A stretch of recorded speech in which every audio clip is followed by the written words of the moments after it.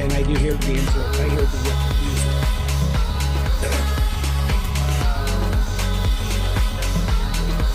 Yep, no problem. All right, we should have our crews from home working today too.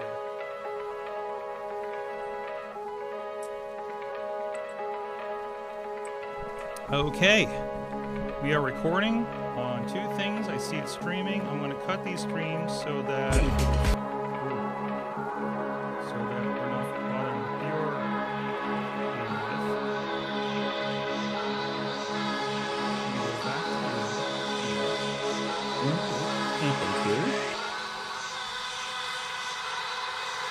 Okay.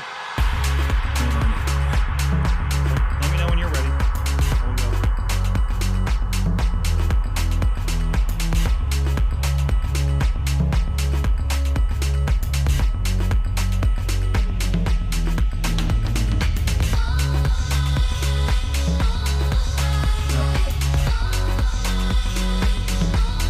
Okay. You ready? There we go. Back on the headphones. Yes. I'm gonna go fade to black.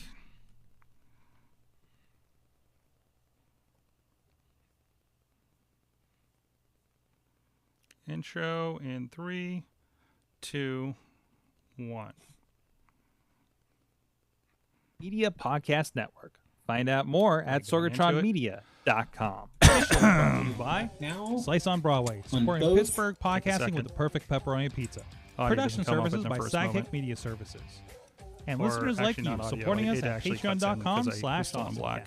okay, and we got the intro running on both, and there's the AwesomeCast and Slice on Broadway.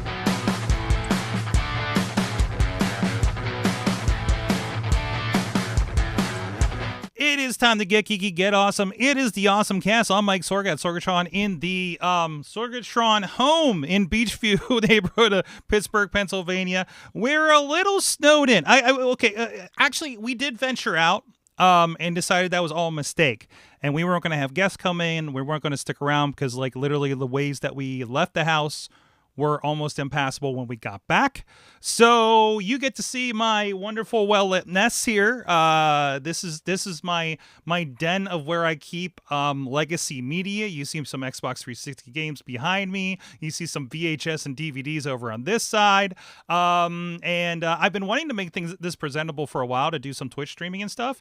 And this gave me a reason to. So that's what I ended up doing after we dug ourselves out, went to Eden Park because we just needed a break, tried to dig the studio out, got stuck, blocked the T line for a little bit because we got stuck in a really terrible way.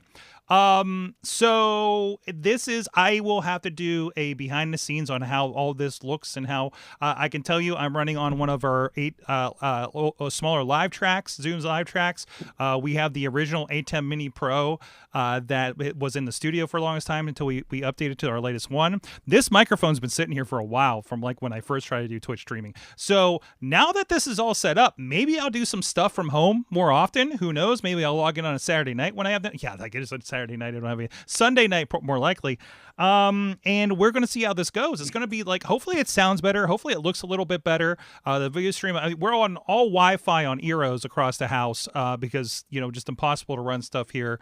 And we're going to see how that goes. So if you're in the chat room joining us live, we only have so much bandwidth here as far as screens in front of me because this isn't tuned to this situation. But I do have helping me this evening is one Dave Podner of the iPhoneography podcast, sir. And hopefully I'm doing this right because I actually have no multi-up display. I'm hoping I remembered that I'm 1 and you're 2 and we go from there. So I have no display except for the delay on YouTube right now. Same here. Yeah, Yes, it's tremendous. The delay on Facebook, and it looks like it is working. That's the important thing. There you go. Let me give you a little more gain there. Let me give you a little more to that. So Let's get into it. I don't have my sounders or anything this week. We're lucky we got this far, and I'm really happy with how this looks actually on Awesome YouTube. Does this look pretty good on your side? week. Oh, it looks terrible on your side because you're on. Oh, no. Yeah, my side looks bad. I was going to say, my side looks horrible. But that's not the important thing because we're the only ones who can see this. Exactly. YouTube and Facebook look incredibly wonderful. for you. So we know we can do this in this household. So, anyways, so let's get into our awesome thing of the week. I'm gonna let you go first. I have a few things in there, and yeah, we'll just get into it. Maybe my awesome thing will be the fact that I pulled this off, or we can play a game of what insane old tech I can pull out of arm's length because this is where it all goes. When it leaves the studio, this is where it goes, is this room. And it's kind of like the room that time forgot. There's a big CRT monitor over here for my old games and stuff. There's all kinds of stuff stacked behind. There's two Nintendos sitting right here, actually. Here, just for a case in point. There you go. There's an NES right there in arm's length. So... again, this is where it goes. I got some wild stuff back here that I forgot about. So this has been a lot of fun today. Stressful though, after shoveling snow. Dave, let me get back to it. What is your awesome thing of the week? Sure. My thing is actually a new iPhone camera app. It was introduced to me from shocking, huh? That's funny. I used one to make this work tonight. There we go. It was actually introduced to me by one of my co-hosts on the iPhoneography podcast, Dwight. And these we're trying to find, I'll give a little background. A lot of people do not like the over sharpening that the built-in iPhone camera can do. It is amazing what it can do. For most people, it does a great job. But if you're trying to make a more artistic photo or a photo that looks more like a real photo, it can over sharpen an image and make it the term a lot of people use are crunchy. So there's a lot of different apps they're coming out saying, oh, we don't use Apple's pipeline, or we reduce it so you don't get the crunchy, or you don't have things that are flattened out just to make it look a certain way. One that I was introduced to that I really like is Photon Cam. So you have a couple different options on this one. One thing I do like is you get almost all the features with what they call the trial version, which is no cost. The one negative is you do get a watermark in the image itself, and you can see on the images here, the watermark's not horrible. And as long as you remember the watermarks there when you're framing the picture, it doesn't really take away, in my mind, too much for the image. So it allows you, you can take a photo. Again, it doesn't over sharpen it. It tries to keep it as close as possible. There's tons of filters built in that come standard. So you don't have like, oh, we're going to give you 2 filters and you need to go pro to see the rest. You get full access, full resolution. A lot of them are built like on Fuji cameras, Kodak film. So you can say, okay, I want it to look like this. Or even if you don't know, like I don't know the 5 different Kodak or the 5 different Fuji films that they emulate. I know what I like when I put the filter on, and you can do the filter either before or after the fact. You can also keep it as a live photo, or you can do it as a raw that then gets processed. So you lose a lot of the, again, the over sharpening, and still make it a HEIF or a JPEG to make it a smaller size. You can tell the setup is relatively simple when you're just taking a photo.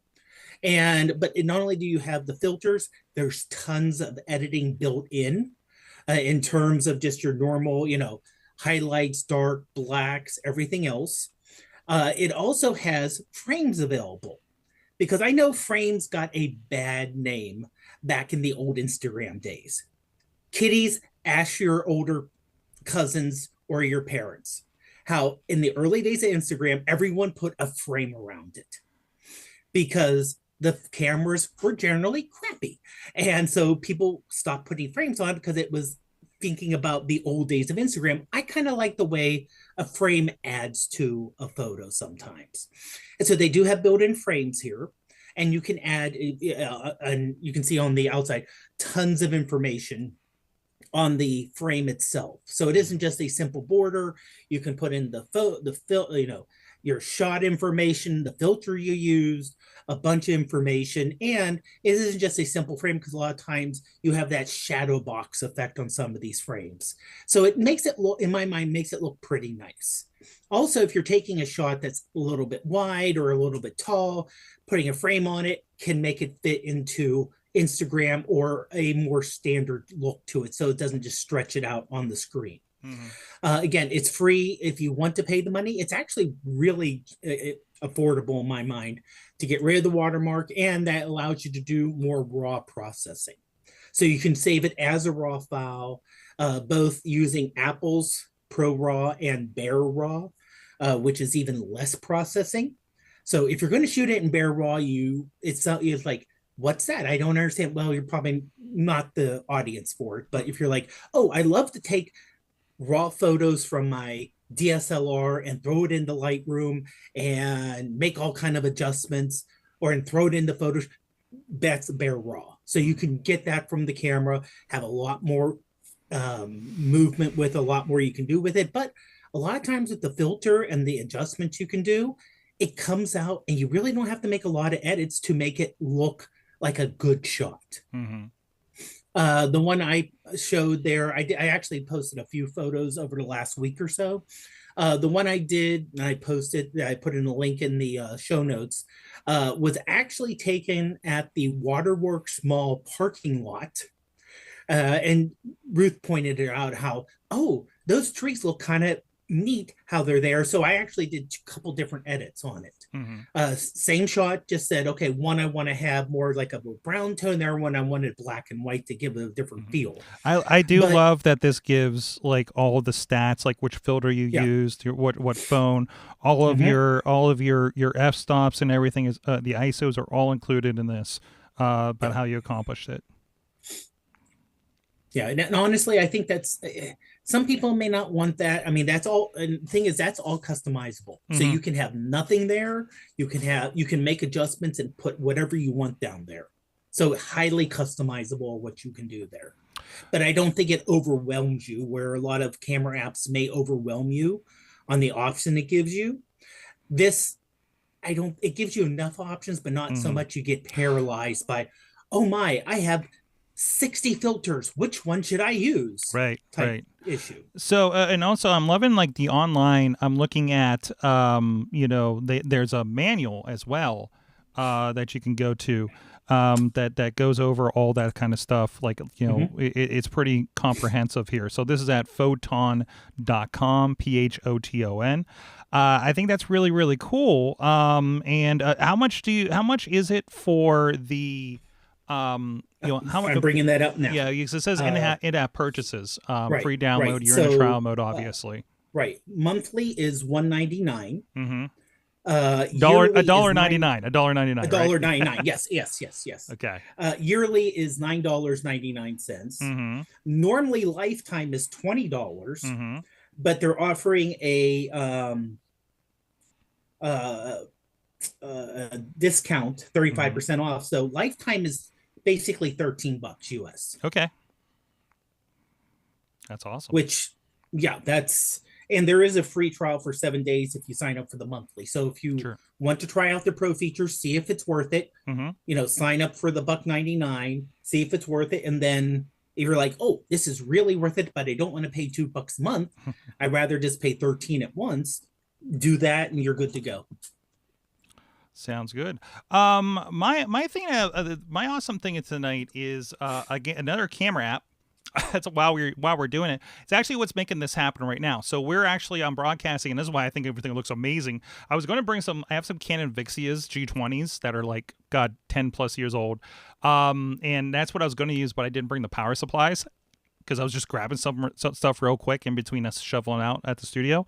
So I needed something. I remember Filmic Pro was something we used to use that had a clean HDMI out. It became like a subscription thing. So I just they didn't update the version I bought and everything like that. So we moved on.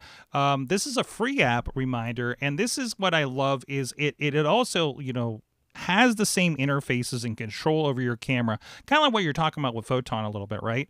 And this is a little more if you need to know what you're doing.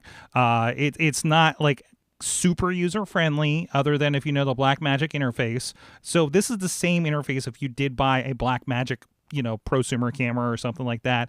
Or actually, I do have a video assist that I use actually in studio every week that has a lot of the same interface. And again, you can adjust all that white balance, ISO, all it's on auto right now, I think, for what I'm doing here. And the beautiful thing is also you can go in and you can get a straight HDMI clean feed. And I was like, oh no, do I have an adapter? And then turns out, great thing about new iPhones, they're all USB-C. I just bought a new HDMI slash USB adapter. Completely works, and I get to plug it in and charge my phone while we're doing this. Put the thing on airplane mode. We're good to go. Here we are. And like I said, I'm pretty impressed with the quality of it so far. So I think that's pretty cool. Again, it's in I believe there's an Android version now as well, and it's going to be only as good as your camera if you're a lower end iPhone, lower end Android or something like that. But you will get the most out of it, I feel, from the looks of things. So go by that, and then and I think you're in a pretty good point in most cases for that. So again, this is kind of a awesome thing, if you will. But I think it's worthwhile to kind of bring that up again, since I'm literally using it right now with this. Also, thank you, Past Me, for buying a ring light that I never got around to use, because that's what's holding the camera. Because I'm like, oh, I need an adapter. It's built into the ring light. Grabbed it for up here. Again, stuff that never really kind of panned out. The life of an ADHD creator, you have 100 half-finished projects, and most of them are piled behind me. So from games to everything. So there's that. So that's it. The Blackmagic camera. Look for the one for the iPhone, for the Android in your Play stores, because if you just put a Blackmagic camera, they sell cameras. Just don't. It can get confusing if you do that, because actually that happened to me. I was actually looking for something to hook it up, and it gave me like, oh no, this is how you hook an HDMI up to like the camera. I'm like, no, I need the HDMI feed out of the Blackmagic camera app, kind of situation. So either way, so I thought that was really cool. I love that we both like kind of landed on this kind of spot here, and just real functional. I mean, again, this is the kind of thing where oh, I don't have a camera. Yes, you do. You have one in your pocket, and I think that's maybe more so my awesome thing. Hey, oh man, I'm missing one piece of this puzzle to make this show go okay, and that was having the camera that is in my pocket. That obviously we upsell ourselves to the bigger iPhone for a reason. I see you have the same one, the 16 Pro Max. And there you go. We can see how all that looks in the recording and everything later. Hopefully my recording's working okay. I don't know what that blinky light means right now, but we'll find out. So we'll check that out in between. So with that, Dave, have you, because I know we talked about it before, have you had a chance to play with that, that version of the camera? Not with Blackmagic, no, just because I don't do a lot of video. Yeah, it is more video. Yes, and you're doing photos. Yeah, so. And it's like I said, the quality you're getting out. If you would, it definitely does not look like an iPhone photo. I know, right? An iPhone video. Yeah. It looks. It's nice. It's nice. It's real nice. I'm really loving this. And the colors are popping behind me. I kind of dig it. You can probably see all the details, some stuff sitting behind me. I don't want you to see that I haven't considered yet. So, but either way, so yeah. And when I pulled up the website, there is so much more it can do, like combining syncs, combining multi-camera shots. Yep. Putting thing in the DaVinci Resolve where, oh yeah, you can just use your phone as a high-end camera. That's the thing, or like prosumer type camera. I've actually not yet set up because the ATEM ISO Pro Extreme, whatever the monikers are on it that we have in the studio now. Allegedly, I plug a hard drive in it. It will take in every camera. I could bring it into DaVinci and resync, recut the show. Oh man, I forgot to cut. I actually should do this, because sometimes when we're doing an hour and a half thing where a lot of people talking, I get distracted and don't switch. And I was like, well, I should go back and fix that instead of pulling the camera file off and doing this and resyncing everything and hoping it all works, just to get that one shot fixed. Now I could just pull it up in DaVinci, fix it, output it, go back to editing and cleaning it up for the podcast, because it's fixed and re-put in the can basically, right? So that's kind of the idea there. I love what like Blackmagic's like round tripping is pretty cool. If you live in DaVinci Resolve and use Blackmagic products, you're in fucking heaven right now. Okay. So it looks like DaVinci I forgot what Resolve, show I'm on. Well, it also looks like DaVinci Resolve is free. Yes. But DaVinci Resolve Studio. Yes. Which looks like it adds more AI and different filters. That's and $300 for, at least for me, in my mind, that's not a bad price. I think I paid $2 or $4 for Final Cut Pro, and that was like 10 years ago. So again, I think you can get a lot done. I think a lot of people can, like, you get a download code, you get a download reminder to go get DaVinci Resolve with like every product you purchase, no matter how cheap it is, including like one of these $300 mini pros. So like, and it's a great, I mean, it's very Apple of them, isn't it? But a lot of people can get a lot of this stuff done. And then, I mean, you start butting your head and doing professional work, drop your $300. Like, it makes a lot of sense. So a lot of people are saying, I know office hours, they're saying, don't learn Premiere Pro, learn DaVinci. A lot of people are going that way. And even like Final Cut for quick edits, like somebody uses it just the same way I do. It's like, oh, use this because it's the quickest, and it gets everything done. And everything's on a timeline for me. So, that's kind of the idea. Well, yeah. Let's say I just pulled. I was wondering, where do they make their money from if they're giving away then I pulled up the professional cameras. Yes, yeah, you see it there. Oh, and the ATEMs and there's so much studio equipment and recorders. Like Blackmagic gets a lot of components. When you see my racks, I know you were just at the live show for Wrestling Mayhem show a couple weeks ago. Mm-hmm. You see that rack that I have back there? That has no less than three Blackmagic devices are in that rack, and there actually is a fourth one that needs to go in there. So they're pretty significant. So especially the one they show, the Blackmagic URSA Cine or Ursa's, Ursa's, sir. The immersive. Yes, I hear about those a lot. For $32,000. Yes. Yep, we're talking big time at that point. So hi, I want to. It's still not like. It's professional grade at that point. It's at least low professional grade, not prosumer. No, that's the one where you're doing a job for someone and you write it down on the line. That is like, we're going to rent this. I need this for this job. Yeah, that's a you have the budget for that if you have that thing. You're doing a car commercial. You're doing something crazy, right? Like the most expensive camera with lenses I think I've worked with is $8,000. And that was I think that was that spiffy auto drive challenge we did last year with Swemba. And we talked about that here on the show, one of our hotel room ones. So anyways, hey, let's get to Chachi's his movie minute, video game minute. Although he did chime in, we had a clip up of Katie's niece Charlotte talking about Animal Crossing, and he decided that this may be the last one because he says he's going to cancel it just so we can get more content of the kid. So there's that too. So Chachi's just worked himself out of a job there. He's like, yeah, I'm out. I can't compete with the adorableness of this one. So I mean, I think he's still wonderfully huggable. So there's that. All right, if this all works, you're going to get a Chachi Says video game minute right now.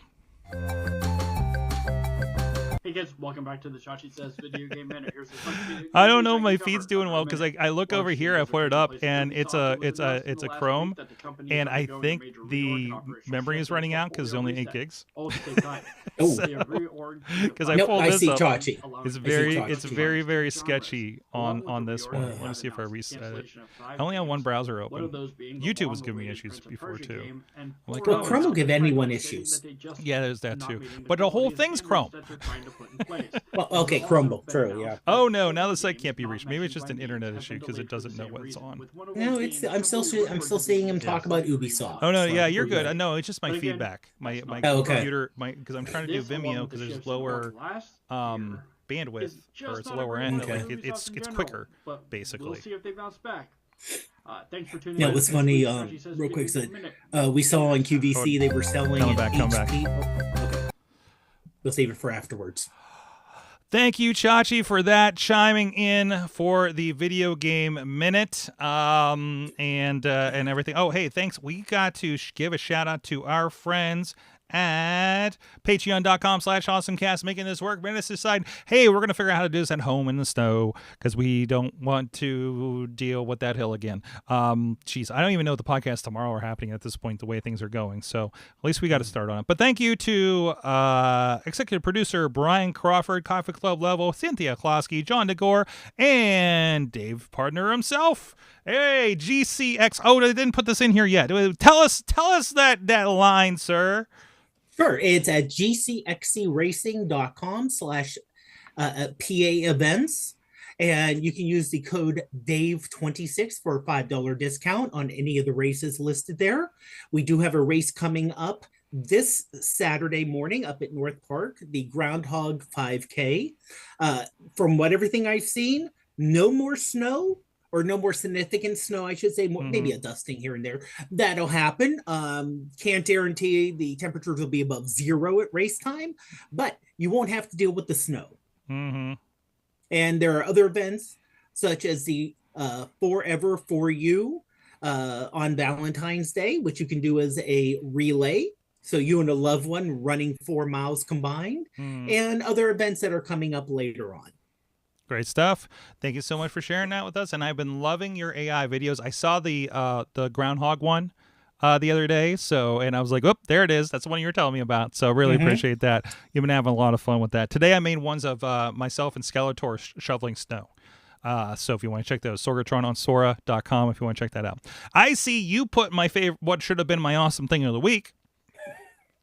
And that is definitely the Masters of the Universe movie trailer. Yes. Were you a He-Man a kid growing up, or a teenager? Yeah. Or I know we're a little off in years here, but oh yeah, I was a He-Man teenager. It was probably the first big one for me. Yeah. But also it was back when you had cartoons as a block. Yeah, well, so you had Transformers, He-Man. Yeah. Some of the lesser known ones, Silverhawks. So I had literally 1 hour. I think maybe 2 channels were running things. So it was He-Man for a bit, and then ended up like Transformers and oh geez, what's the secondary one that was with that? But it was always 2. Then it became DuckTales and Rescue Rangers, right? But this was, and again, I went and saw the Masters of the Universe movie with Dolph Lundgren and Frank Langella. Tremendous Skeletor, by the way. And it had its ups and downs. It wasn't the amazing. Hey, we were introduced to Courtney Cox in that movie, right? This looks like it is on. It looks like they have just hit everything we want. I don't even hate the Earth component of this, because there's been so many versions of this movie that have just like, or of the series that have just gone other ways, including Earth as a part of it more, different origins, like the She-Ra stuff. The latest She-Ra stuff is that Netflix had, I think it's just coming off too. So I'm hoping that pops up somewhere else for people. The DreamWorks She-Ra is really, really well done, and really kind of changed never alluded to a He-Man actually. Did kind of allude to Eternia. So I'm sorry, I'm going deep in the weeds here. But anyways, the point is, it hits the rest of it pretty damn well. Jared Leto, Skeletor, somebody's like, I gotta hear what he sounds like. I'm like, I don't care what he sounds like. He's gonna sound like Skeletor. Jared Leto can do creepy, and then they showed me Joker, and I'm like, yo, Joker didn't get a chance. I think Joker could have been great if we actually got a Batman movie with Jared Leto and Ben Affleck. Like, that's the movie that's the universe I wanted to live in, and didn't happen. But yeah, I'm here for all of this. I had people messaging me when I was sharing stuff that I've never seen a movie with, like from wrestling, and it's like, yo, I'm gonna go see that you're gonna go see that with me, right? I'm just like, well, actually, I'm traveling that week. I'll probably watch it in Michigan. So when you come back, you're gonna watch it with me again, right? I'm like, yeah, I guess so. I got A-list on AMC. Let's go. No, if this thing hits for me the first time, I'm watching it 3 times in the damn theater, dude. Oh yeah. Like this is like Avengers. And this is the type level of movie that would be better in the theater. Oh my God! Look at it. Because it's going to be big and explosions, and that's the problem. Opening night, I'm going to be less. I'm going to have to go to Livonia. They may have an IMAX, I think, but brother, I got to see that in Dolby. I'm coming in and like, that's still the best damn thing. And then I'm gonna buy the DVD, Blu-ray. I'm gonna watch it 4 times when it comes out. Like that's like I sorry, I try not to get my hopes like crazy for these things, but I'm like they can't mess this up, man. They really can't mess this up. I mean, I hate to say it. Yeah, they can, but they can. Shouldn't. I mean, but also we're talking about these are the people, not all the people, but like it's Mattel. They did the Barbie movie, which I by no rights should have cared about. No, and that was the thing is. That was I watched the Barbie movie on when it was streaming, but it was a good written movie. Tremendous. Too. So that made a big difference. I think there's hope for it. It seems like the toy movies have gotten a lot better. Better than the Battleship days, right? Yeah, or even like I said, the original He-Man movie where, it wasn't. I think what a lot of people got messed up on with the original one, it was like, okay, I remember the cartoon, I remember the lore, and there's nothing related here. So there's a whole backstory on that. Canon Films is actually really terrible. Canon Films was going to do a Spider-Man movie, by the way. Just go look up the history of Canon Films. And it's a story in itself. So that He-Man came out as good as it did in that era actually is kind of astonishing, right? Yeah. So anyways, hey, real quick, just because I saw my boy Antoine in the chat room, I want to give a shout out. We're going to be at Sangawa Project next weekend. The first weekend was the 7th and 8th. We're going to be there. This is down at the Doubletree downtown Pittsburgh. Our friends Top Row Tabletop are going to have a panel talking about what they do. We're going to do Mayhem Show on Saturday or Sunday, and that's actually 1 p.m. I got to fix that time on there. 5 p.m. AwesomeCast is going to be happening on Saturday. So I believe we'll have some configuration of awesome casters there. So I know Dave, you're checking your schedule, so we'll wait to confirm that one and make sure you got a pass and everything for that. So like I say, we worked with Antoine on Steel City. It's Slam Fest, I think we called it. He's going to tell me in the chat room on Facebook if I got that right. But and then we did some stuff with Techo, and so we're kind of, now that we kind of had an idea how that works with the wrestling side, we're bringing a lot of our properties to these geek fests that we have here in town. Sangawa Fest is an 18+ Japanese culture con, I guess. And then Techo is something else that we enjoyed, and we plan to hopefully go back if schedules work out for that at the David Lawrence Convention Center. So come down. They have a free arcade with a bunch of Japanese machines. They have console games, tabletop games, things like that, and a lot of cool stuff. A lot of other panels that are beyond me, honestly, in Japanese culture. So if you are a deep anime and Japanese nerd, this is the thing for you, most likely. So I recommend it for anybody who wants to check that out. So, and please, if you like it, share it around, tell people to come to it, and we really appreciate that. So. Okay, back to the stories here. What else we got? Let's stay on movies. I did watch a Nintendo Direct, which felt weird, and it was basically the new trailer for the Mario Galaxy movie. I'm so glad. I'm really glad that I've played some of the more recent Mario games, because now I understand a little bit of where some of these are going. If you will. So I really do appreciate like some of the characters. Like I didn't understand them the first time I saw the first trailer, but now like I know what these little guys in the sombreros are and the upside down pyramid is and everything like that, because that's some stuff from Odyssey. Obviously there are some references to Mario Galaxy itself, not so much yet in the trailer represented. And by the way, the people that put the frame by frame of Mario reaching out to Yoshi and to Chris Pratt in Jurassic World reaching out to the Velociraptor, thank you for that. Thank you so much for that. Birdo is in it from Super Mario 2, if that's something you're excited about. So go, that trailer, it's out there on the internet. Go check it out. That's another movie I'm excited for. I still put the first one on. Hell, I still put the original on with with what's his name, Hoskins from Who Framed Roger Rabbit. Roger Rabbit. Yes, yes, the guy from Roger Rabbit. The guy from Bob Hoskins. Is that it? Yeah, I don't know. I have the internet. Maybe I can look it up. The actual human for Roger Rabbit. The human paired with the Roger Rabbit, not Roger. Although I hear that guy got the rights back to his book, so I don't know what that means. So who's going to get Roger Rabbit and bring it to screen the original way? So that's another interesting story. Thank you, Secret Galaxy, for those. Anyways, here's another one. This is a custom. This is not. I don't think they're selling this. But over on Beyond the Brick, there was a great 42-acre, according to Animal Crossing lore. So this is a 42-acre-ish. I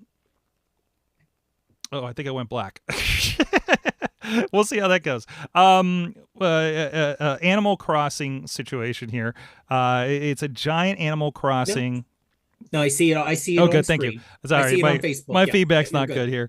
But no, it's a giant Animal Crossing. It's a full island basically, and they said they based it on the real kind of sizing of the mountains of itself. This is also including there are several Animal Crossing sets, so it's bringing a lot of these together. I don't know if these kind of I don't think any of the sets are big enough to do an entire island like they did here. And we're talking about there's just one star piece that they kind of started with when they started making this thing. So it's custom, it's cool. I'm once again playing this over the last week. I'm very familiar with this. So if anybody has iron ignits, please come to my island and give me your spares, because I accidentally destroyed all the rocks on my island because I didn't know that was a thing, and I'm waiting for them to grow back, and I don't know if it's working, so I don't know what to do about that. Either way, that's me. That is so. I'm kind of skipping through the video. Yes, that is so impressive. It is impressive. Oh my! And it looks and feels relatively, waterfalls and everything. Gonna need that stick. Wow. Have you seen any Waymos around town yet? I have not been out and about enough to see any. Yeah, honestly, I haven't been in downtown. The central part where there probably are to see it that much. True. So, and I don't think they're making it all the way out to Penn Hills, Monroeville. It would be funny if they just can't cross a river. They just have the old Yinzer rule. They're it's over a river. I can't take you there. I can take you to the strip from Steel Plaza, and that's about it. Or they go, oh, you want to go up 28? No, we don't do that. No, we don't. I want to go up Rialto. I don't think so. They're sledding down it right now. Let me get to that in a moment. Katie has seen one, sent proof, but also Get Marty over at Katie Hay posted a lot of proof of. Yeah, I know. A lot of proof of Waymos. There's no context with this though. I don't even know what goes with it. But where did he find them? Anything like that? No information at all. So, but yeah. So there's that. That's all I got on that. It's just hey, the Waymos are definitely here. We have physical proof. That's a real journalist right there. Well, honestly, this is the kind of situation that would be a great test. For those who don't know, Pittsburgh just got 10 plus inches. Let them go. Let them loose on it. Try to call Waymo. Well, no, here's the thing. Waymo, you figure where they're testing, in terms of it's mostly southern and western areas that don't get a lot of snow. Sure.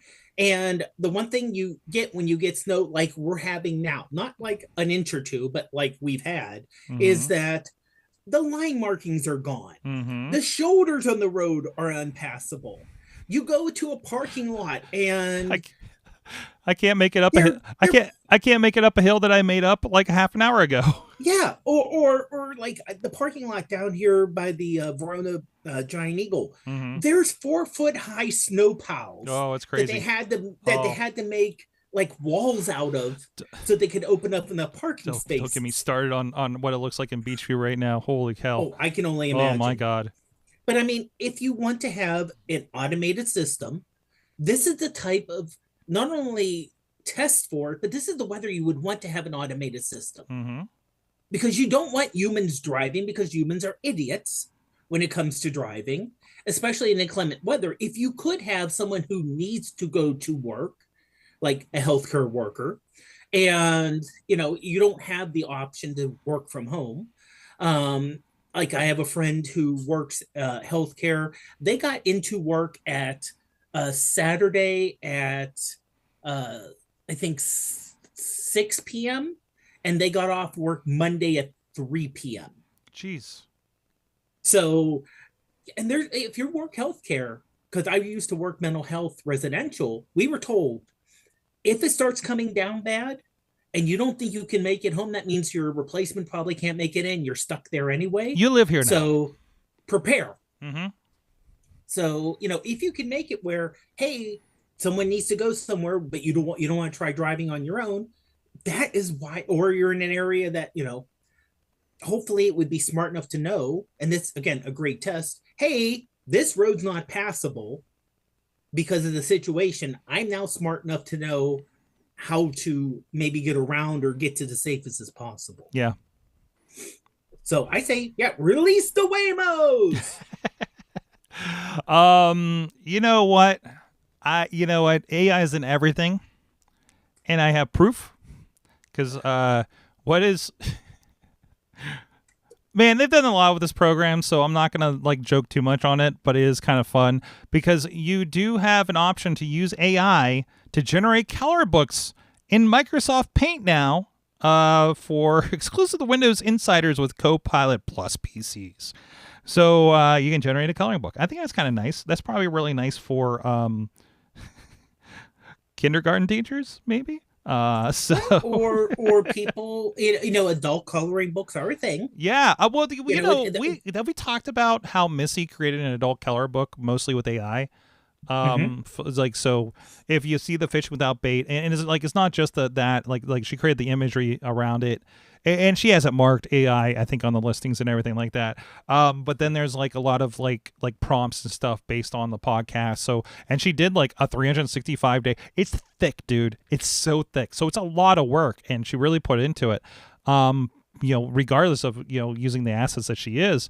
So it was an interesting experiment, and people seem to be kind of receptive to it. So we're, trying to get in front of more people, and hopefully we can do a version where we can hire an artist to do 365 after this, if the first one goes well. You know what I mean?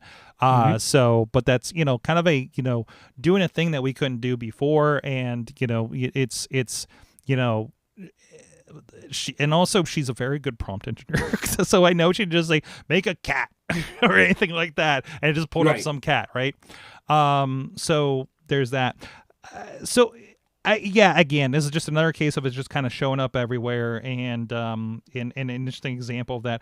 I have not dived in much into Windows AI-ness. It's the thing that annoys me when I'm doing other things like this show. You're on a Windows computer, this is a Mac, that's a Chrome OS over there. Actually, I've converted a lot of these things to Chrome OS around here, by the way. I have an iMac. I booted it to see if it were still boots. I have an iMac 2007 that's a Core 2 Duo with probably 3 gigs of RAM in it, and it's still booted the Chrome OS Flex. So, wow. I don't know how much you can do on it, because this one with 8 gigabytes in it is kind of fussing with me a little bit, but still, that's pretty impressive. So, this is. I don't want to say that I don't like having bad news on here, but I think this is an awareness, so I don't want to get too much in the weeds with this, Dave. So just put that out there, but just as an awareness. Nope. In case you didn't know, the TikTok US went through. It is now, I believe, David Ellison and the is it owned partial? I don't know these details, but either way, it's owned by, has been split off more or less. U.S. data centers. Americans own it. They're buddies of the president, kind of thing. So there's that kind of thing going on too. And there's a new TOS that you can't even delete your account without accepting the TOS terms of service. Is what I'm hearing from listening to some of my tech podcasts that I listened to today. So be aware of that. It may be different if you go on the website. I'm not sure. I haven't seen anything that really kind of took over in my work, and I'm posting TikToks every day. Some people are reporting that they're seeing less of certain kinds of content versus others. I think time will tell to see if you noticed that. I don't, Dave, have you noticed any difference in what you have? Yeah. Okay. Yeah, I have noticed, especially when it was really getting hit. I was noticing TikToks on my For You feed that completely would not match my algorithm. Well, I think we do. Out. I think we have a reset of the algorithm, because that's one of the things I think China would not. The Chinese company would not sell. They said they worked with it. They licensed it or something, maybe. They licensed it, but any future changes would not happen. I think the initial should not had an issue. It should not have an issue initially. I don't believe that. I don't believe that you wouldn't have an issue. I think there is some kind of reset that happens there with your data. Maybe it broke for a little bit. Well, either way, Twitter or TikTok was basically down most of Sunday, at least early Sunday, due to a power outage. So we're going swimmingly here. How do you not have redundancy in this? Or maybe it's so new they just haven't. The only thing I can think of is the redundancies didn't populate yet, because that's one thing you have to do when you have data centers, I believe, is you have your one, and the redundancy system that maybe at an offsite somewhere needs to sync to fail over. So maybe those connections have been made. I'm trying to remain positive and neutral. Yes. I have my ideas why it failed, and we're getting conspiracy theory with those. We're not going to get into that. But no, I would say that when you take over something brand new, because it was ownership taking over. And not only just you have a new owner, but like you said, the algorithm, even though the data centers have been in for 4 or 5 years, have been in the US. So but it's still a rejiggering and reconfiguring. Either way, you're disconnecting something from the Chinese company. Right? Like one way or another, you're doing that. Well, even when Twitter got moved from Twitter to X and things happened, and that was nothing should have changed except for they fired a bunch of people. Well, they fired people and decided that certain servers did not need to be there, so drove to like Sacramento or something and literally took like wire cutters and ripped them out. It's madness. And there was a thing is like, amazingly, it did not go down when they did that. It actually was more resilient than anybody expected. But still, it was one of those like, but that could have been really bad. That could have really like effed up the entire situation with Twitter.com at the time. Yeah. So don't worry. Also, they got bigger problems right now. Yeah. Oh, that is true. That we will also not get into on this show. Well, with TikTok, even when it was working, and then eventually I did see creators that I was following on my FYP, and I would look at a video and go, like one person I follow talks about football, and it was like, and the one thing was talking about the new head coach somewhere and how that'll change the Steelers, and I'm like, wait a minute, Steelers already hired a new head coach, and I looked down like, oh, that video was from a week ago. Why am I seeing a week-old video when this guy had like 10 new videos since then? Like I get that a lot on Facebook. I think that's the algorithm. That's part of the algorithm that they're trying to. But I think it's resetting. I think it's all going to be hashed out one way or another. But I also heard from various TikTok creators saying how we used to get paid from the Creators Fund. That's gone. And so a lot of creators are now just like it was a year ago when it was supposed to go away. They're saying, I don't know, because I'm not getting paid anymore to post stuff here, how much I'm going to post here anymore. Follow me on, and of course you can't say follow me on my link in bio, because they'll downgrade you on that. That's a known thing. You have to say my LINK in the bio. Well, but that's with a lot of stuff on there. So I mean, Facebook is really terrible with this right now, with including links. And I really hate how people are getting around that. Saying the word, though, even saying the words "link in bio" will downgrade you on TikTok. No, I understand, and that's why there's workarounds, like workarounds on things like that. We post stuff. We probably get killed on the algorithm over there because we just post what we do. and including like, hey, here's a story about, you know, we've already said LinkedIn in the segment. So, you know, you know, things like that. It's just like, okay, whatever, you know, that's. Oh, you said LinkedIn. I thought you meant like embedding links instead of just saying links. Well, no, I'm saying like Facebook with embedding links and stuff like that. Right. So, right. You know, we don't work a lot. Right. Like our content is our content. We're here, you know, and we're having our conversation. We don't mold this conversation much other than, people seem to like video games, or people seem to like when we talk about that. Maybe we'll talk about a little bit more of that, but we don't change the style. We're not doing the YouTube, hey guys, what's up? Da da da da da. Look at this thing. Boom, boom, boom. Zoom, music cut, big bomb drop. You know, that kind of thing. We don't Mr. B-size or talking for like in a 15-minute video, the first 5 minutes about nothing before you actually get to content. Right. Let me tell you about Magic Spoon. You know, or something. You know, and I do watch, because there's one Switch creator I watch that has been interesting, and anytime I like, hey, how do I get the HDMI output out of this camera, you know, and it's somebody's like, blah, blah, blah, blah. It was like, okay, where's the info here? Okay, you know, it's like he's getting the hits, but not like fully, I'm sure, you know. It's like just a minute for me to be like, okay, there's a screenshot of the thing that I'm looking for, boom, boom, boom, boom, okay, I'm good to go. Like, thanks, man, you know, I got you a click. You know, hope I helped your algorithm, you know. So, but yeah, I mean, but those, when you're informational like that kind of like makes sense to me too. So either way, so where are we at on things? Was there anything else you want to hit on? Anything off the top of your head? We got a couple minutes here before we go out. One thing I was going to mention it more next week because it's closer to the event, but there is, I would say, as they say, as soon as. With space launches, that means that's our first window. That doesn't mean we're going to launch then, but that's as soon as we can launch. Is on February 6th, they're going to launch the Artemis 2, or that's the earliest they will launch the Artemis 2 rocket. So that is the crewed going around the moon. We're not landing this time. We're basically just like the first one. We're going for a joyride around the moon. We're going for a round just to make sure everything works before we add the complexity of detaching and landing on the moon and getting back. This will be manned, correct?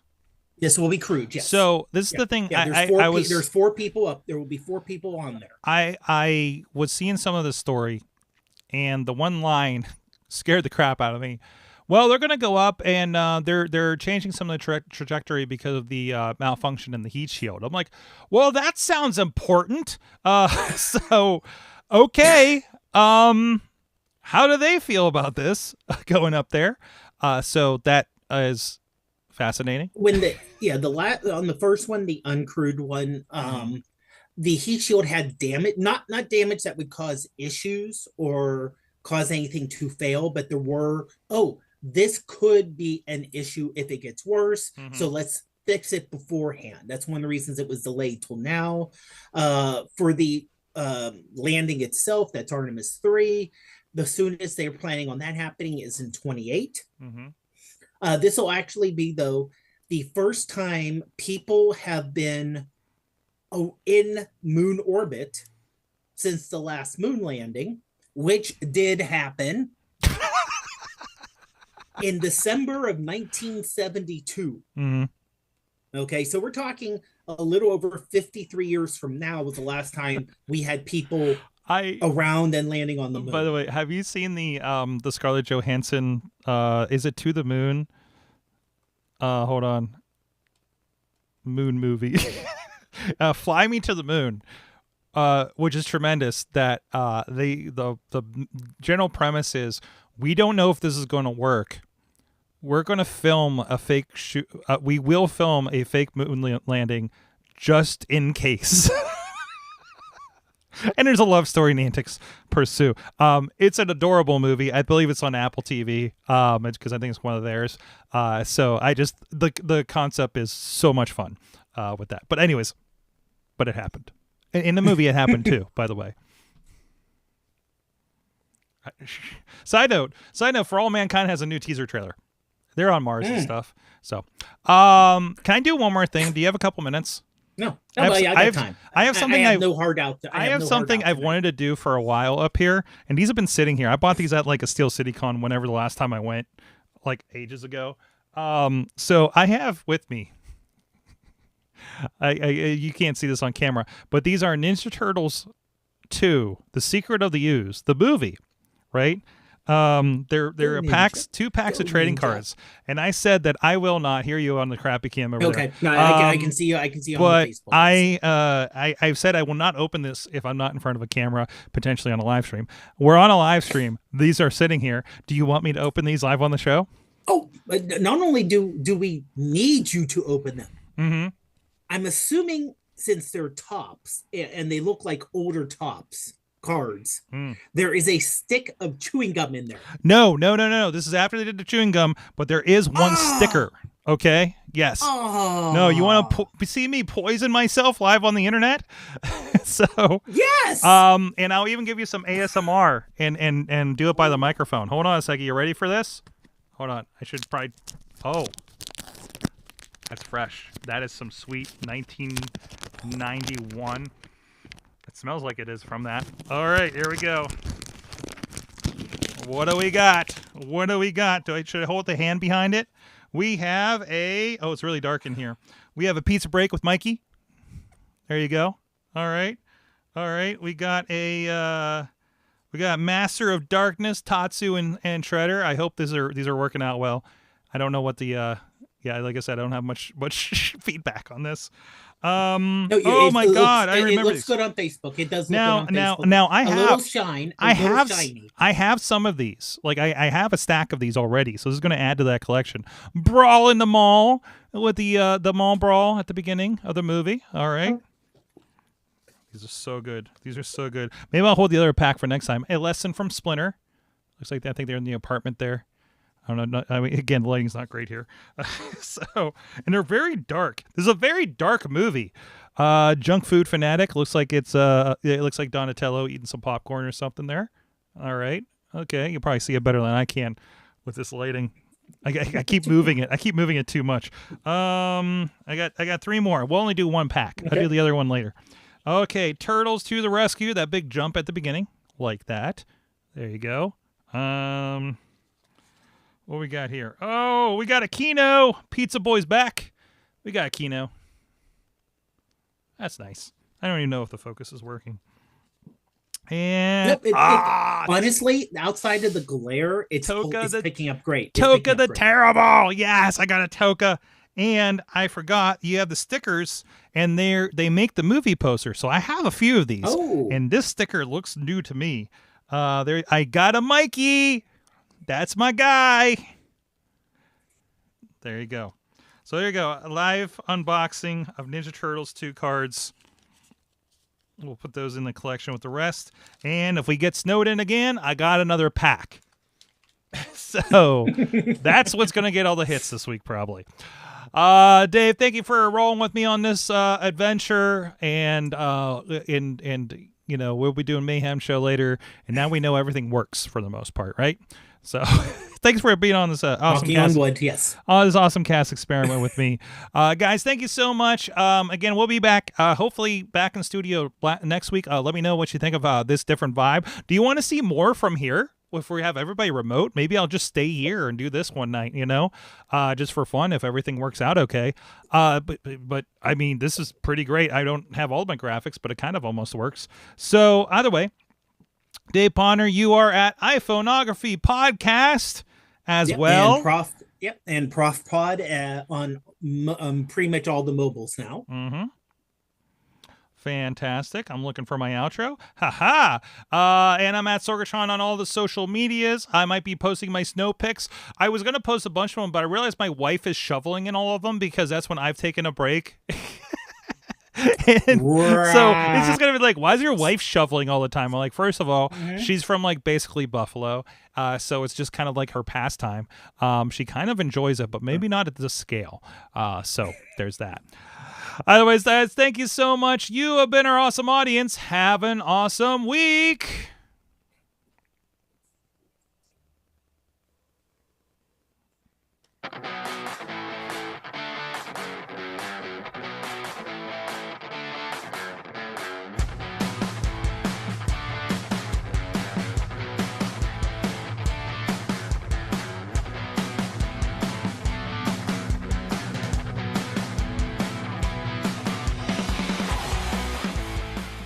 This show is a member of the Sorgatron Media Podcast Network. Find out more at Sorgatron.